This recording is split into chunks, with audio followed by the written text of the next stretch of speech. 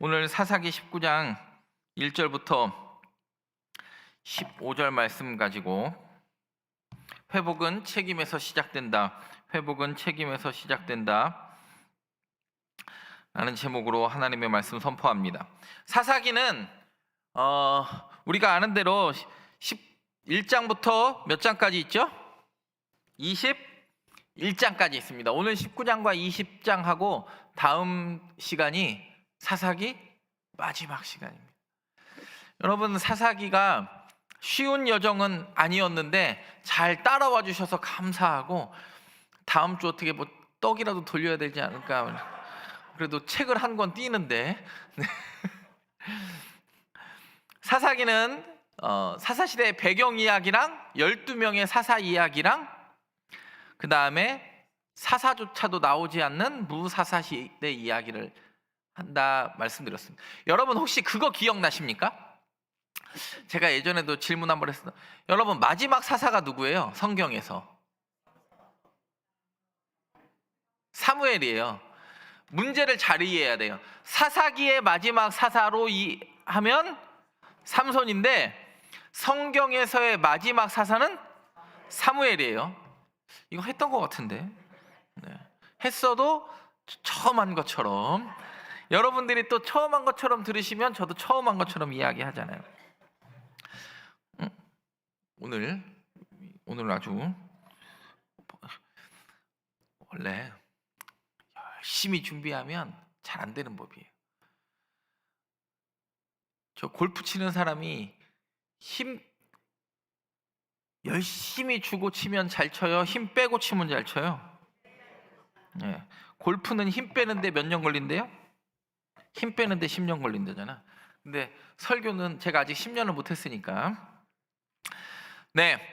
오늘 성경은 이야기해요. 17장부터 무사사 시대 이야기를 하면서 한 개인의 종교적 타락이 일어났어요. 기억나시죠? 은 1100개 도둑 맞은 그 여자. 그래가지고 막 아들 저주하고, 그게 미가의 집에 타락하고, 미가가 무슨 일이 벌어지냐면 뭐 자기 아들 데리고 제사장 삼았다가 갑자기 베들레헴에서 온 레위 사람. 여러분 보세요. 한 개인의 종교적 타락이 또 한 개인의 뭘로도 미쳐요? 도덕적 타락으로 레위 사람이 도덕적 타락하게 만들어요. 너 내가 은 10개랑 옷 한 벌씩 1년에 하나씩 줄 테니까 너 우리 집 제사장 해라. 그랬더니 그 레위인이 그 집만 온 사람이에요? 단지파가 이동하니까 옛날에 우리 집도 왔던 사람이에요? 목소리로 알아들었다. 이렇게 똑똑한 성도들하고 목회하는 게 가장 큰 행복인 줄 믿고, 어제 제가 꿈을 꿨어요. 사실은 하도 막 주변에서 20년 만에, 우리 교회도 20년 만에 위임 예배를 드리는 거예요. 네? 아세요? 네. 근데 하도 뭐 이제 저도 이제 전화도 많이 받고 뭐 이렇게 하다 보니까, 아이고 뭐 어제는 하여튼 이상한 꿈을 꿔가지고,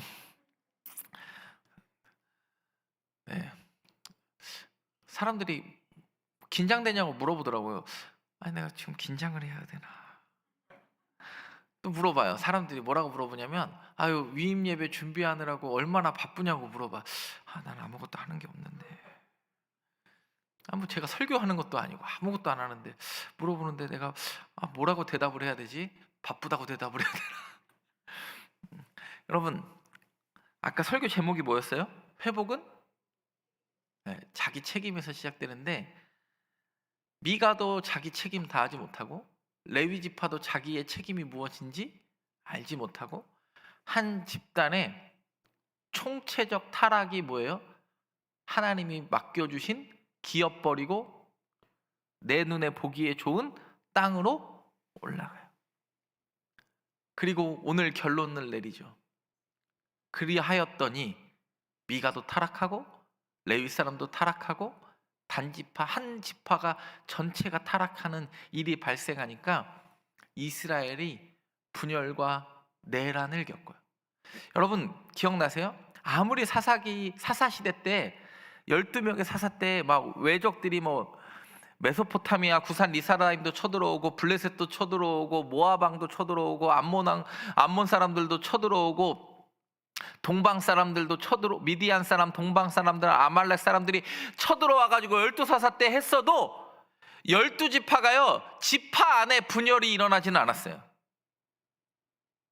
이제는 서로 물고 뜯고 싸우기 시작하는 거예요. 여러분, 그래도 교회들이 날마다 하나님을 향하여 달려가는 그런 모습이 있어야 되는데 우리 안에서 물고 뜯고 싸우면 되겠습니까? 아침에 별로 좋지 않은 이야기를 제가 아침부터 들었어요. 무슨 얘기냐면,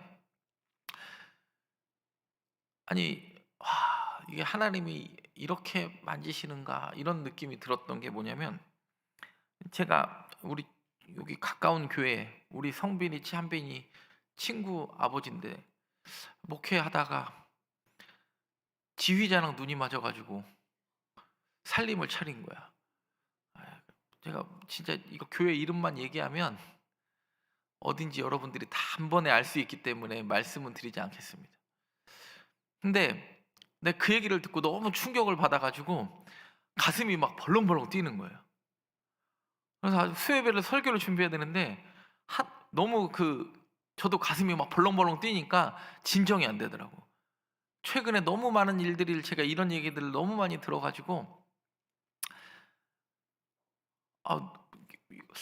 이게 하나님이 이게 이제 목사가 재정적 사고는 잘 못 치게, 교회가 이제 하도 옛날에는 목사가 돈 들고 튄 목사들이 많으니까 교회가 안전장치를 많이 만들어 놨잖아요. 그렇잖아요. 근데 이제 재정적 사고가 나서 안전장치를 많이 만들어 놨더니 이제는 음란의 영이 진짜 가득하구나 그런 생각이 들었어요. 그러더니 우리 후배 목사가 그래요. 형님, 저랑 형님은 걱정 없습니다. 그래. 아니, 저랑 형님은 걱정 없습니다. 야, 모르는 거다. 우리가 조심해야지. 모르는 거다. 환갑 밑으로는 손도 잡지 말아라.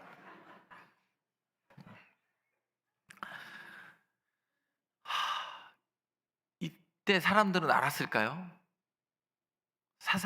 저는 사사기에서 제일 설교하기 싫은 게 오늘 이 부분이에요. 입에 담기도 힘든 이야기가, 이게 19장은요 1절부터 20장 마지막 절까지 오늘 제가 다룰 건데, 한 번에 지금 다룰 건데, 이걸 제가 한 번에 다루는 이유는 입에 담기도 너무 불편하고 거북하기 때문에 한 번에 다룹니다. 이게 참 입에 담기도 힘들고, 이게 과연 일어날 수 있는 일인가 싶은 일들이 일어나요, 안 일어나요? 일어나요. 그래서 저도 또 위임 예배를 앞두고, 위임 감사 예배를 앞두고, 또 조심해야겠다 생각이 들었습니다.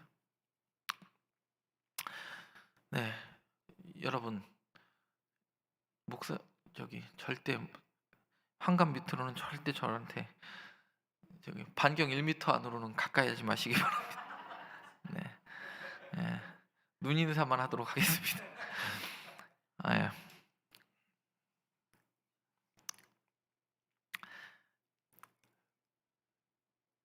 그런 생각이 들었어. 그렇게 일을 저지른 목사도 왜 그런 일을 저질렀냐고 그랬더니 자기가 왜 그런 일을 저질렀는지 모르겠대. 목사는 애가 둘이나 있고 여자는 처녀야. 30대 초반. 이게 참 근데 오늘 보세요. 회복은 뭐에서부터 시작된다고요? 네. 여러분, 간통죄는 폐지됐어요. 근데 목사니까 이게 문제가 되는 거예요. 여러분들이 이게 참 어떤 조직이든지 간에 지도자들이 그 일들을 감당하지 못하면 그 조직이 무너져요.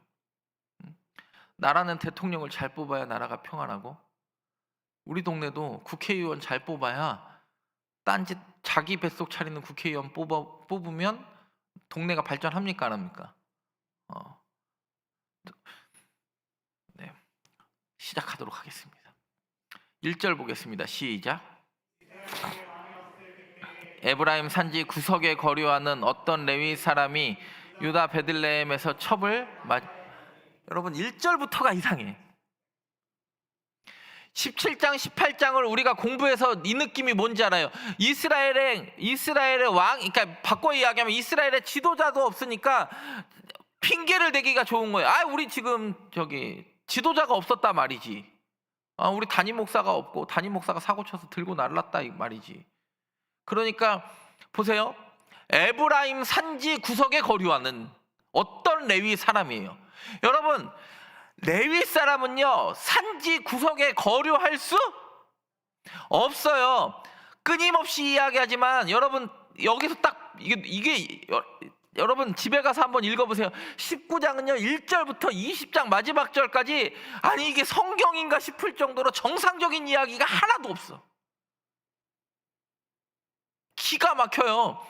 에브라임 산지 구석에 거류하는 레위인은요 12지파의 성읍 중에 48성읍 중에서 가장 눈에 띄는 성읍을 분배받았어요. 왜요? 언제든지 레위인은요 그 동네에 빛과 소금으로서 역할 잘 감당할 수 있도록 언제든지 사람들이 내가 갈 바를 알지 못하면 레위인한테 가가지고 이 말씀이 무슨 뜻이냐고 물을 수 있도록 48성읍을 곳곳에 하나님이 분배하셨어요.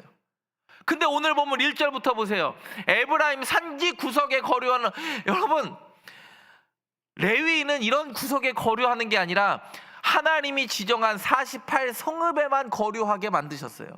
이게 실수예요 여러분. 그리고 또 이야기해요. 그 어떤 레위 사람이 유다 베들레헴에서 뭐 했대요?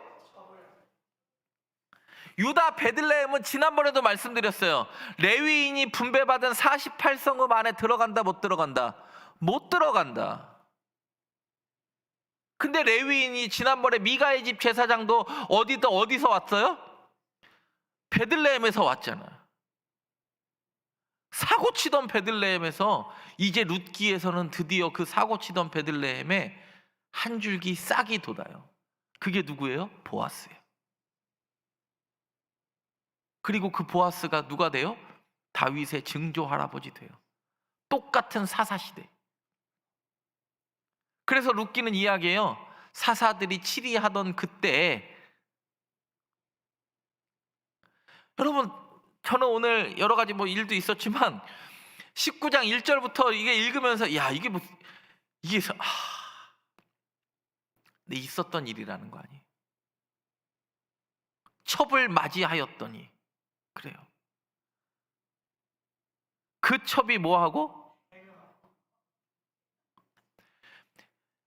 동네가 아니 어떤 레위 사람은 자기 성읍 버리고 에브라임 산지 구석에 있었는데 에브라임 산지는요 에브라임 산지에서 유다 베들레헴 가려면 베냐민 지파 땅을 거쳐서 가는데도 아무도 그 레위인이 잘못한 걸 지적할 수 있는 레위인도 없었고 베냐민 가서 베들레헴 가서 첩을 데려왔잖아요. 여자 데려오려고 그러면 이 남자가 그 산지에서 베들레헴까지 가서 데려온 거예요? 그 첩이 그냥 오는 거예요? 가서 데려와야 돼요. 여자는 반드시. 그 첩이 뭐예요? 행음하고 또 이거 진짜 환장해. 남편을 떠나 다시 어디로 돌아가요? 근데 원래 그 남편이나 주인을 싫다고 떠난 종이나 여인들을 다시 데려오는 법이 있어요, 없어요? 없어요. 그래서 빌레몬서가 중요하다니까. 빌레몬한테 바울이 간곡하게 부탁하죠. 종 버리고 간 다시 그 종을 받아주라고. 원래 그런 법 없거든요. 그러니까 빌레몬서가 쓰여지는 거거든요. 그러니까 이야기합니다. 그 첩이 행음하고 남편을 떠나 유다 베들레헴으로 다시 돌아갔어. 그의 아버지의 집에 돌아가서 거기서 몇 달 동안을 지내요? 레위인이요 넉 달 동안은 찾지도 않다가 또 다시 가. 여러분 잘 보세요. 19장 2 초반에도 넉 달이라는 그 숫자가 나와요. 첩 잃어버렸던 숫자가 넉 달이에요. 그리고 나서 넉 달 만에 그 수많은 첩들 중에 야, 걔는 몇 번째로 어디 갔냐? 찾았는데 어디 갔대요? 아버지 집에 갔대요. 그랬더니 그렇다면 아유, 내가 레위인으로서 첩을 두면 안 되지. 하나님이 나에게 깨달으라고 은혜를 주셨나 보다 하고 깨닫고 기도했어야 되는데 오히려 그 첩 잡겠다고 또 쫓아갔네. 근데요, 잘 보세요. 20장 끝에도요, 1, 2, 3차 전투하고요, 베냐민 지파가 림몬 바위에 숨어서 몇 달을 지난다고 그래요? 넉 달을 지낸다고. 근데 나머지 지파가요, 자기 한 지파 600명이 바위 틈에 숨어서 다 죽게 생겼는데도 그 사람들 건져낼 생각을 해요, 안 해요? 안 해요. 아유, 쌤통이다 그러고 있어요.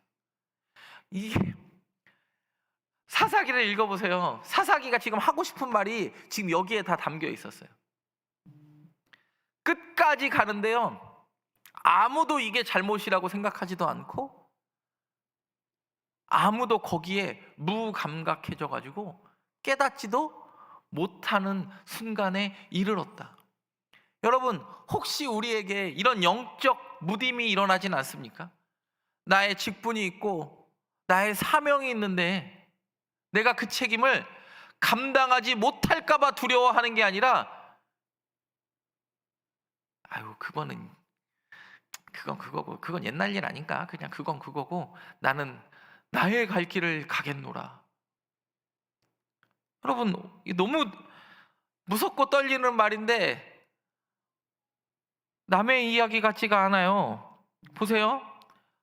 2절 빨간 글씨만 읽어볼게요. 그의 아버지 집은요, 무슨 집이에요? 이게 원래 히브리어 원어를 보면 볕과, 그러니까 이 첩이요, 자기 아버지 집에 간 이유가 있어요. 왜요? 자기 아버지는 부자예요, 부자예요? 부자예요. 안 봐도 비디오예요. 이 유다 베들레헴의 부자 이 아버지는, 그러니까 레위인의 장인 어른은 레위인 만나가지고 신분상, 옛날로 말하면 공신첩 사가지고 신분 상승을 노린 거랑 똑같아. 왜? 사위는 보잘게 있어 없어? 이거랑, 여러분 옛날에도 우리도 그런 거 있잖아. 아들은 열심히 공부해서 의대 가가지고 자기 딸을 야, 내가 열쇠를 주노라 짠 하고 펼쳤, 그런 거랑 비슷한 이야기. 근데 9절 보세요. 9절도 오늘 보면 빨간 글씨만 시작. 그대의 집, 오헬이라는 말은 뭐냐면 천막으로 만든 집으로 돌아가라는 거야. 장인어른이, 원래 장인어른의 집은 무슨 집이에요? 벽과 마당이 있는 집, 히브리어로 뜻을 딱 풀면 벽과 마당이 있는 집, 그러니까 우리로 말하면 그 학계 선지자가 말하는 판벽한 집에 떵떵거리고 사는 장인어른이 있었는데 자기 딸이 도망 나와서 4개월 동안 또 제가 키웠더니 자꾸 간다고 그러니까 장인어른이 더 머물라고 그래요, 더 머물라고 그래요. 그렇지, 원래는 3일만 머물면 다는데 더 머물라고. 왜요? 자기 딸 어디 가서 고생할까 봐. 자기 딸 어디 가서, 오헬 가서 고생할까 봐. 천막, 레위인들이 사는 천막집 가서 고생할까 봐. 뭐가 안 맞아. 뭐가 이상해요. 성경이 내내 이상해요. 어디에 산지에서 거주했대요? 제가 빨간 표시했죠. 에브라임 산지에서 거주했대. 여러분, 에브라임 산지는요, 에브라임 산지에서 거주했다라는 건 그냥 가운데에서 거주했다는 게 아니라 이 에브라임 산지 구석에 있었던 죄가 이스라엘 여기서 퍼지면 순식간에 퍼질 수 있을까요, 없을까요? 딱 봐도 이 모든 땅의 가운데잖아요. 지금 에브라임의 모든 범죄가 이스라엘의 모든 사람들의 생각을 뭐 했다고 해요? 지배했다고 이야기하는 것과 같아요. 에브라임 산지가 어떤 곳이에요? 이런 곳 아닙니까? 이 에브라임 산지는 우리가 아는 대로 나중에도 북이스라엘에서도 중요한 사마리아, 세겜, 실로, 베델, 미스바 이것을 끼고 있는 게 에브라임 산지예요. 정말 하나님께 집중해서 나머지 지파에 영향을 미쳐야 되는 그 에브라임 산지 구석에서도 레위인이 유다 베들레헴에서 첩까지 데려올 정도로 어디서부터 손을 대야 할지를 모르는 상황이다. 원래 유다는 레위 지파는 다시 한번 말씀드리지만 어디에 살아요? 48성읍에 살아요. 그것 중에 6개가 요단 동편과 서편의 도피성이고, 베들레헴은 레위인의 성읍에 든다 안 든다? 안 든다. 여러분, 베들레헴이 어디예요? 베들레헴에서 에브라임 산지 올라가려면 반드시 어느 지파를 먼저 지나가야 돼요? 땅 보니까 베냐민 지파를 데려가야 돼요. 오늘 성경 보세요. 19장부터 20장 보면 주인공의 이름도 등장하지 않아요. 어떤 레위 사람이 그의 첩을, 그리고 그의 장인을, 그리고 기브아에 거하는 에브라임 어떤 한 노인, 이름 등장하지 않아. 누군지 등장하지 않아. 바꿔 이야기하면 일부러 사람의 이름을 등장시키지 않음으로 말미암아 모든 사람이 이런 죄를 지금 짓고 있다. 등장인물이 정확하게 묘사되지 않아요. 근데 굳이 묘사하지 않아도 대부분의 사람들이 이런 죄를 짓고 있다라고 성경이 이야기해요. 그래서 19장 3절을 읽어보겠습니다. 19장 3절 시작. 그를 데려오고자 하여 하인 한 사람과 나귀 2마리를 데리고 그에게로 가매 여자가 그를 인도하여 아버지의 집에 들어가니 그 여자의 아버지가 그를 보고 여러분, 여기서 더 이상해요. 원래 그 남편은 레위인은 오헬, 천막에 사는 사람이에요. 근데 그 여자에게 뭐하고? 바꿔 이야기하면 부부싸움에서 첩이 친정 아버지한테 간 거예요. 그래서 뭐라 그래요? 그의 남편이 누구예요? 레위인이 그 여자에게 다정하게 말하고 그를 데려오고자 하여 하인 한 사람과 나귀 2마리를 데리고, 원래 아까도 말씀드렸지만 이 레위인은 이 정도 돈이 있어요, 없어요? 없죠. 근데 지금 하인 한 사람과 나귀 2마리를 데리고 그 여인을 다시 데리고 갈 수 있는 재력도 누구의 재력이었어요? 그쵸, 처가의 재력이지. 처가가 제너시스 2대를 사준 거야. 기사 딸린 제너시스를. 그랬더니 집에 제너시스를 딱 안 해요. 내가 잘못했습니다. 앞으로 말 이쁘게 하겠습니다. 이렇게 하고 딱 제너시스를 타고 갔는데 그 집 차문을 열었더니 페라리랑 랜드로버가 쫙 서 있는 거야. 너는 제너시스를 탔으나 나는 여기 지금 페라리와 랜드로버 저기 벤츠 같은 차들이 있는데 내가 어찌 제너시스에 눈이 혹하리요? 그러는 거야. 모 눈에는 뭐만 보인다고.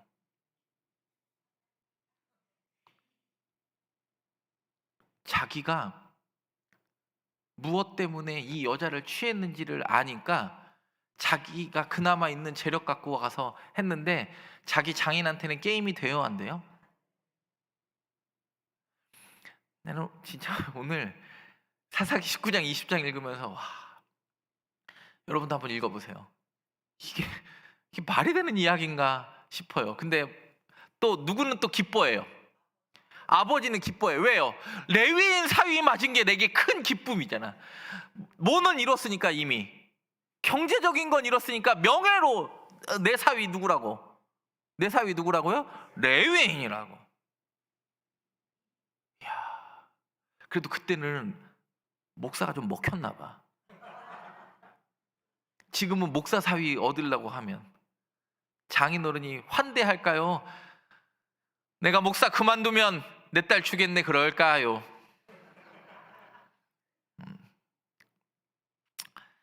우리 장인한테 또 감사해야겠네. 그런데 4절과 5절을 보세요. 4절과 5절을 한번 읽어보겠습니다. 시작. 여자의 아버지가 그를 머물게 하며 그가 3일 동안 그와 함께 머물며 먹고 마시며 거기서 원래요, 이스라엘은 원래 베두인족이죠. 베두인은 지금도 손님들이 오면 3일 동안은 묻지도 따지지도 않고 환대해요. 근데 3일 후에는 그 사람의 목적이 무엇인지, 도망자였는지 뭐 죄인이었는지 아니면 거쳐가는 사람인지 3일 뒤에는 일어나 가는 게 원칙이에요.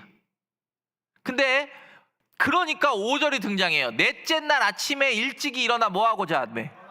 왜? 자기는 원래 베두인이니까 이제 3일 머물렀으니까 떠나고자 자기 집으로 가겠다. 그 여자의 아버지가 그의 사위에게 이르되 떡을 조금 먹고 그대의 기록을 돋은 후에 3일 동안 먹여놓고. 왜요? 자기 딸 오헬 가서 고생할까봐, 제노시스 타고 나귀 타고 고생할까봐 여기서 꽃가마 타면 되는데. 원래 베두인은 이렇게 사막에 천막 치고 살잖아요. 유목민족들은 자기도 언젠간 나그네, 고아와 과부와 객, 나그네가 될 수 있다는 걸 성경에도 그게 계속 나오잖아요. 될 수 있음을 끊임없이 생각해서 3일 동안은 묻지도 따지지도 않고 대접합니다. 그리고 더 물을지는 3일 후에 기력을 회복한 뒤에 묻는 거예요. 근데 이렇게 묻지도 따지지도 않습니다. 근데 오늘 잘 보세요. 일찍 일어서다 떠나다의 대조로 머물다 지체하다 투숙하다가 이게 5절부터 10절까지가 계속 긴장관계를 일으켜요. 원래의 법대로 해야 되는 것과 원래의 법을 어기고 더 머물고 더 지체하는 투숙하는 게 끊임없이 갈등이에요. 여러분, 사람이 처음 범죄할 때는 죄를 짓기가 쉬워요, 어려워요? 한 번이 어렵지? 두 번은 매우 쉽습니다. 제가 이거 빨간색 표시한 거는 같은 절에 그 표현이 두 번씩 나온 것도 빨간 줄로 표시한 거예요. 6절과 7절 보겠습니다. 6절과 7절 시작. 앉아서 함께 먹고 마시매 그 여자의 아버지가 그 사람에게 이르되 청하노니 이 밤을 여기서 유숙하여 그대의 마음을 넷째 날에도 더 머물라고 그래요. 근데 또 7절에 보니까 그 사람이 일어나서 그의 장인의 간척으로 거기서 다시 갈등하는 거예요. 8절에 시작. 그 여자의 아버지가 이르되 청하노니 그대의 기력을 돋우고 해가 기울도록 머물라 하므로 두 사람이 넷째 날에도 일어나려는 사람과 지금 레위인도 일어나려는 레위인과 주저앉히려는 장인이 팽팽한. 왜? 자기 딸 고생시킬까.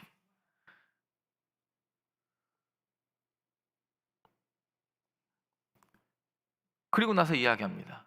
그 사람이 첩과 하인과 더불어 일어나 떠나고자 하매 또 이야기합니다. 그의 장인 곧 그 여자의 아버지가. 여러분, 지금 사람이 이름도 안 나오고 명확하지 않으니까 자꾸 무명의 일들이 일어나니까 이거는 지금의 보편적인 일들이라고 보는 게 맞습니다. 그 여자의 아버지가 그에게 이르되 보라 이제 날이 저물어 가니 청하건대 이 밤도 보라 해가 기울었느니라 그대는 여기서 유숙하여 그대의 마음을 즐겁게 하고 내일 일찍이 그대의 길을 가서 그대의 집으로 돌아가라. 그대의 집이 어디예요? 아까 오헬 천막으로 돌아가라. 장인이 이 레위인 무시하는 거예요? 존경하는 거야? 너 어차피 가도 야 우리 집 타워팰리스 롯데타워에서 너 머무르는 게 좋냐? 저기 연탄 떼는 데 가서 여기 뜨신 물 잘 나오는 데서 있을래? 아유 너 어차피 니네 집 가도 연탄불 떼가지고 물 끓이려면 한참 걸리잖아. 너 따뜻한 물로 목욕도 못 하잖아. 근데요 그 사람이 시작. 그 사람이 일어나서 여부스는 곧 예루살렘이라 안장 지운 나귀 두 마리와 첩이 그와 함께. 이때는 갑자기 일어나 여섯째 날에는. 근데 보세요. 그들이 여부스에 뭐 할 때? 근데 어차피 여부스로 가면은 이방 사람이니까, 그러니까 이게 말이 안 되는 게, 잘 보세요. 레위인이 첩을 둘 때는 아무 거리낌도 없고 자기 떠난 첩 데리고 오는 것, 그리고 벌써 한 6일 정도 지났으면 이미 그곳에 있는 동안 안식일이 지났을까요? 안 지났을까요? 어떤 방법으로도 안식일이 지금 지났을 거 아니에요. 근데 안식일 그런 개념 없이 먹고 마시고 막 장인이 막 야 더 먹고 가 더 먹고 가 어차피 니네 집에 이런 것도 없잖아 막 이러면서 여기 캐비어도 주고 막 금도 뿌려주고 막 그러니까 막 좋다고 있다가 아 그래도 너무 오래 있는 것 같은데 그랬더니 아 이제는 갈게요 그랬더니 여부스는 갑자기 또 여부스는 안 가겠대. 왜요? 자기 죽을까 봐. 여부스는 강한 성이에요? 약한 성이에요? 강한 성이에요. 예루살렘은 나중에 강한 성이었어요. 나중에 여부스가 언제 정복되냐면 다윗이 7년 6개월 동안 헤브론에서 정복하고 나머지 11지파가 다윗에게 무릎 꿇을 때 여부스가 정복돼요. 보세요. 오늘 지도를 보면 이렇게 돼 있습니다. 베들레헴에서 예루살렘 여부스까지 갔는데 여부스는 자기 지파 사람들이 있어요 없어요? 아직까지도 남의 지파니까 10km 갔는데 거기서 더 2시간 정도 더 가서 기브앗까지 갔는데도 자기를 환대할 사람이 있어요 없어요? 원래 자기를, 여러분 생각해 보세요. 레위인들은 그 사람들을 환대해야 돼요 안 해야 돼요? 아니 환대해야죠. 자기 가족을 품어 안아야죠. 길 가는 사람도 어느 지파인지 이방인인지 묻지도 않고 따지지도 않고 3일을 묻고 하는 건데 오늘 15절 보세요. 그 한가운데 거리에 있어도 밤이 맞도록 그 사람을 데리고 가는 사람이, 환대하는 사람이 있었다 없었다? 없었다. 자신들의 정체성을 다 잃어버렸다. 그러니까 자기네들끼리 싸움박질하더라. 유다 지파 보세요. 예루살렘이, 여러분 예루살렘 여부스 곧 예루살렘은 나중에 이제 다윗이 정복하고 예루살렘이 되는데 여부스 곧 예루살렘은 유다 지파의 땅입니까? 베냐민 지파의 땅입니까? 유다 지파의 땅인 것 같은 사람 손 들어보세요. 그러면 베냐민 지파의 땅인 것 같은 사람 손 들어보세요. 그러면 이사갈 지파야 땅? 유다 지파, 예루살렘이 유다 지파의 땅이다 손 들어봐요. 베냐민 지파의 땅이다 손 들어봐요. 아무것도 아니야? 여러분 성경 잘 보세요. 지금 유다 지파의 가장 북쪽에 뭐가 있어요? 예루살렘이 있어요. 베냐민 지파의 가장 남쪽에 뭐가 있어요? 예루살렘이 있어요. 그래서 이쪽에서 보면 예루살렘이 유다와 베냐민 지파의 완전히 경계이기 때문에 여호수아는 누가 못 쫓아냈다고 봐요? 여호수아 15장 63절 시작. 예루살렘 주민 여부스 족속을 유다 자손이, 여부스 족속이 오늘까지 누구와 함께 있더라? 그렇죠. 근데 사사기 보면 누구 지파예요? 베냐민 지파예요. 왜? 완벽한 경계이기 때문에. 예루살렘이 이쪽에서 보면 유다 지파가 못 쫓아낸 거고 둘 다 맞는 말이에요. 베냐민 지파의 땅도 맞고 유다 지파의 땅 완전히 경계를 분배를 받았어. 근데 누구도 경계를 분배받았으니까 베냐민 지파도 유다 지파도 여부스 족속을 쫓아내요 안 쫓아내요? 둘 다 못 쫓아내.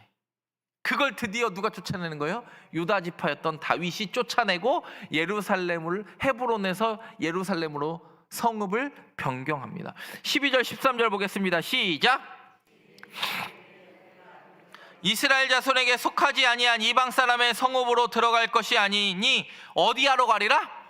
아, 왜? 예루살렘은 여부스 족속 때문에 들어가도 어차피 우리 문화를 이해해요 못해요? 못하니까 우리 문화를 이해할 수 있는 누구네 땅, 베냐민 지파 기브아로 가자라고요. 아니 이게 말이 되는 소리예요? 자기네 문화를 이해했으면 레위인이 첩 두면 돼요 안 돼요? 레위인이 시체 만지면 돼요 안 돼요? 시체를 훼손해서도 돼요 안 돼요? 19장은요 1절부터 20장 마지막 절까지 이게 지금 성경을 누가 이해했는지를 모르게 만들어놨어. 귀에 길면 귀걸이고 코에 걸면 코걸이. 이걸 예전 선인들은 사자성어로 이렇게 이야기했습니다. 내로 남불이다.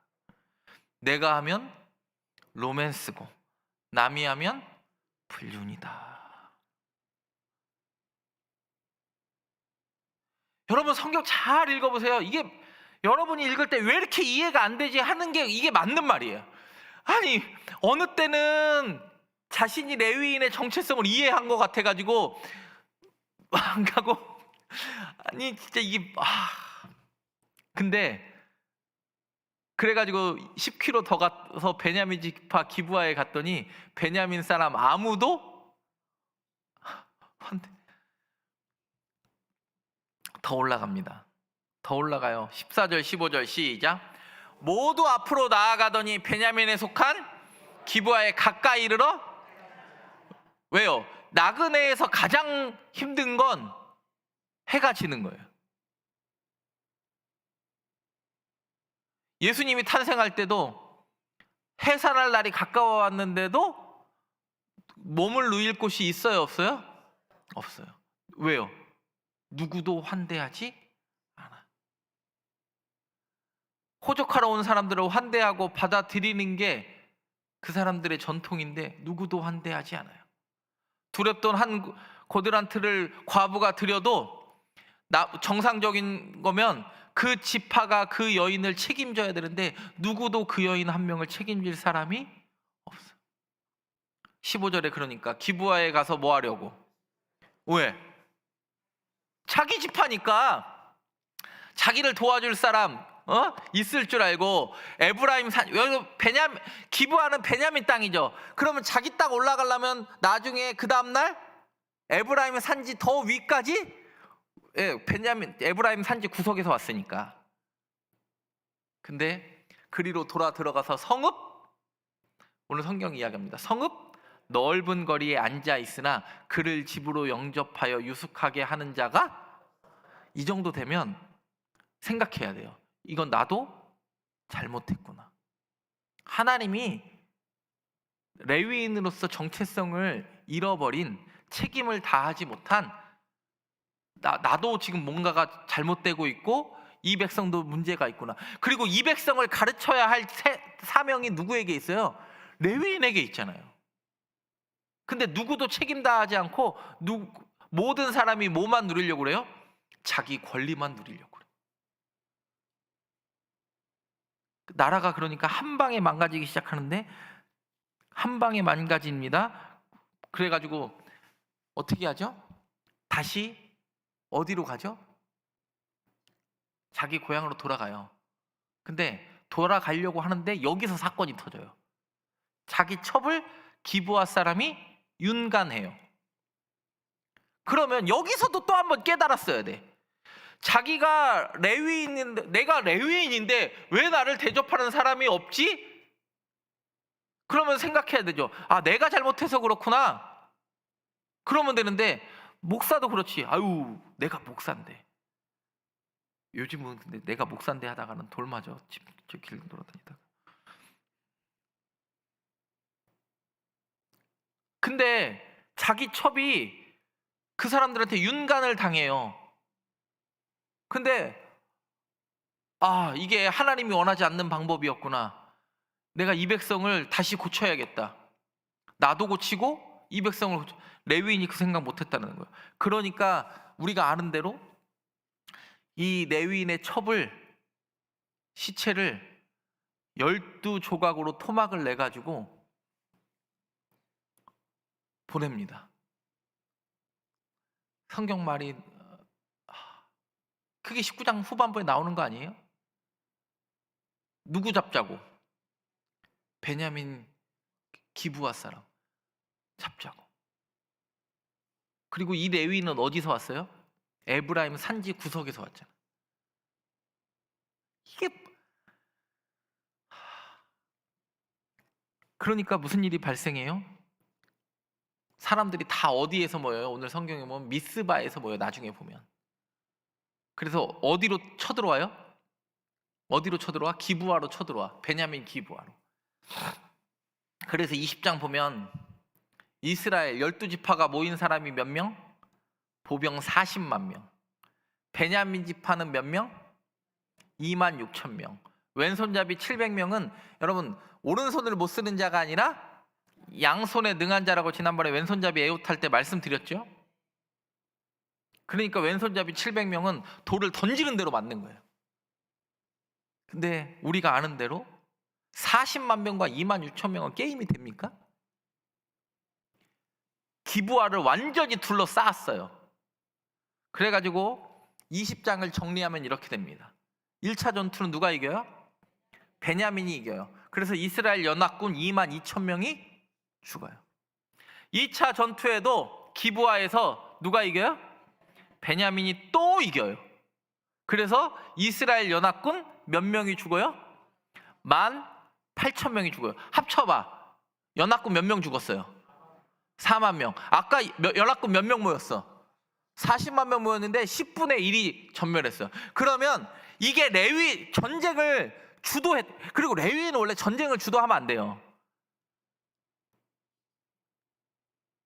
오히려 전쟁을 그치고 평화를 선포하고 그 땅에 화평을 선포해야 되는 게 레위인 아니에요? 근데 오히려 레위인이 나가자, 싸우자, 이기자, 무찌르자, 밀어주자, 노태우를 밀어주자, 63빌딩에서 막 이런 거. 옛날에 제가 모시던 정성진 목사님이 운동 열심히 하실 때 이런 구호를 많이 외치셨대. 밀어주자, 노태우를 밀어주자. 그랬더니 63빌딩에서 밀어주자. 아직도 그 구호가 기억이 나가지고. 여러분 생각을 해보세요. 4만 명이 죽었어요. 그러면 상대방이 모인 베냐민 2만 6천 명보다 훨씬 많은 숫자가 죽었어요. 근데 자기네 동족의 아픔을 눈알아 깜짝 안 해. 서로 보듬어 가는 게 교회죠. 나처럼 못한다고 질타할 게 아니라 부족함은 끌어 안고 격려하는 게 우리 송정교회가 될 줄 믿습니다. 근데요, 여기서 전쟁을 둘 다 안 멈춰. 그래가지고 기브아에서 매복하고 있다가 도망간 줄 알고 매복하고 있다가 3차 전투에서는 드디어 이스라엘 연합군이 승리하는데 25,100명 죽어요. 그러면 이스라엘 연합군도 진 거고, 제가 지난번 주일 설교 때 말씀드렸죠? 베냐민 지파도 누구도 이기지 못해요. 생각을 해보세요. 65,100명이 이때 죽습니다. 65,100명이면 한 지파가 그냥 사라진 거예요. 근데 누구 하나 애통해하지 않아요. 누구 하나 안타까워하지 않아요. 그리고 나서 아까 처음에 나왔던 그 여인이 넉 달 동안 자기 아버지에 피한 것처럼 림몬 바위에서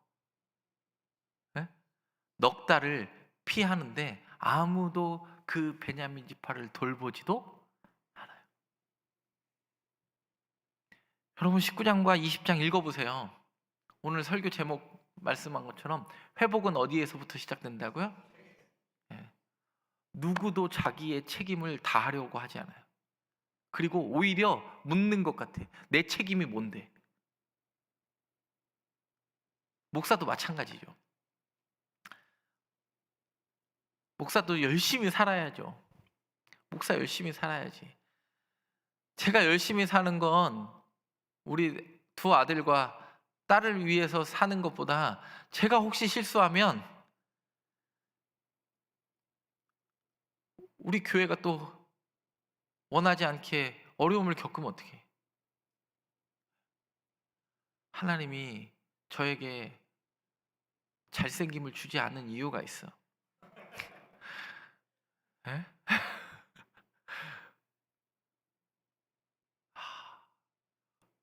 여러분, 회복을 원하는데 지금 보세요. 레위인도 뭘 회복을 해? 그 장인 회복해가지고 그 재산.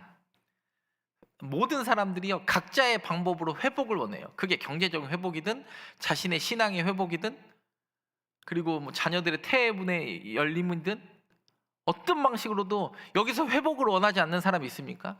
예전에 그 뜨거웠던 신앙의 자리로서의 회복은 회복이라도 다 원하잖아요. 근데 회복은 어디에서부터 시작된다고요? 레위인이 자신의 책임의 자리를 잃어버리고 딴짓하니까 그걸로 끝나요. 여러분, 저와 여러분 책임을 다할 수 있는 저와 여러분 되기를 바랍니다. 제가 분명히 선포하잖아요. 내년 사순절은 40일 동안 좀 새벽기도 좀 한번 해봅시다. 아니면 매일 저녁이라도 기도해 봅시다. 서로 목사도 피곤하고 성도도 피곤하니까 40일의 영적 감각이 무뎌져 버리니까 오히려 1년에 여러분 40일을 지킨다는 건 1년에 10분의 1만큼은 내가 그 시간 기도하겠다는 거 아니에요? 전 모든 시간을 드리지 못할지라도 10분의 1만큼은 하나님께 드리고 기도하고 하나님과 승부 볼 수 있는 저와 여러분 되기를 바랍니다. 회복은 내 자리에 책임에서 레위인 같은 저와 여러분이 이 땅을 빛과 소금으로 바꾸게 될 줄 믿습니다. 기도하겠습니다. 하나님 감사합니다. 회복은 책임에서부터 시작되는 줄 믿습니다. 하나님 우리에게 맡겨주신 그 책임 감당할 수 있는 힘 주시고 능력 주시고 무엇이 옳고 그름인지 깨닫게 하시며 날마다 하나님께서 말씀을 통하여 말씀하실 때 귀가 열리고 마음 문이 열리고 하나님과의 기도의 통로가 열리는 역사가 일어나게 하여 주옵소서. 예수님의 이름으로 기도드립니다. 아멘.